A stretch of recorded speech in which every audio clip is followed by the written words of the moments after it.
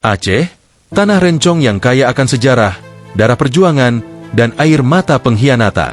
Di setiap hembusan angin dari Samudra Hindia, ada suara-suara sunyi yang bertanya, kapan Aceh akan benar-benar merdeka? Atau, mungkinkah, semua gejolak ini, semua darah yang tumpah, hanya membuat Aceh semakin jauh dari kemajuan yang ia dambakan? Sejak zaman penjajahan Belanda, Aceh tak pernah tunduk. Tak seperti daerah lain, Aceh melawan sampai titik darah penghabisan. Lahir tokoh-tokoh pejuang, Kat Nyak Dien, Teku Umar, dan sederet nama lain yang rela mati demi martabat. Kemudian di tahun 1976, muncul satu nama yang mengguncang Indonesia, Tengku Hasan Ditiro. Ia mendeklarasikan Aceh merdeka, bukan untuk kepentingan pribadi, tapi demi harkat dan masa depan rakyat Aceh yang saat itu merasa dilupakan oleh Jakarta. Namun, perjuangan itu berubah getir. Tahun demi tahun, gejolak itu tak kunjung selesai. Ribuan nyawa melayang, rumah hancur, ekonomi lumpuh, anak-anak tumbuh dalam bayang-bayang senjata dan suara tembakan. Tahun 2005, tsunami memporak-porandakan Aceh. Tapi dari kehancuran itu, lahirlah satu babak baru, Perjanjian Damai Helsinki. Dunia memuji, Indonesia menarik napas lega, dan rakyat Aceh sejenak merasa harapan itu kembali. Namun, setelah 20 tahun lebih perdamaian, pertanyaan besar muncul. Apa yang berubah?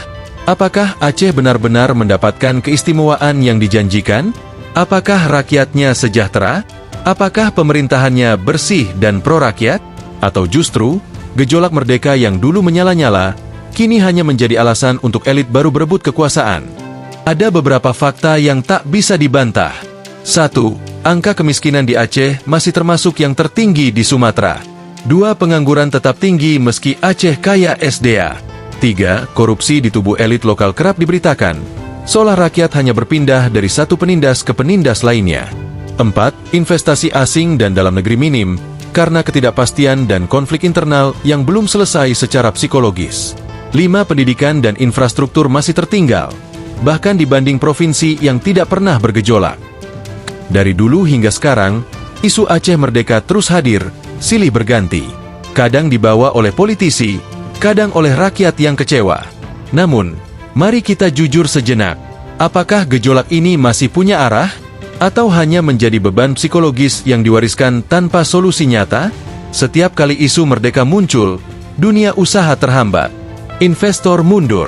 Pemerintah pusat ragu memberi wewenang lebih. Rakyat pun terjebak dalam dilema. Ingin maju, tapi dibelenggu masa lalu.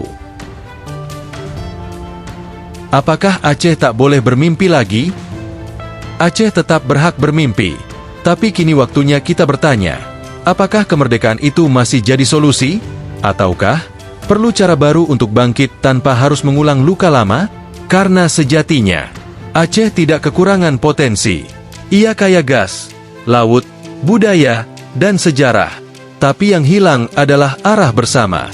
Dan mungkin, selama kita hanya memelihara gejolak tanpa memperkuat pondasi masa depan, Aceh hanya akan berjalan di tempat. Merdeka, bukan hanya soal bendera, tapi tentang kemajuan, keadilan, dan martabat rakyatnya. Sampai kapan Aceh akan terus bertanya tentang merdeka?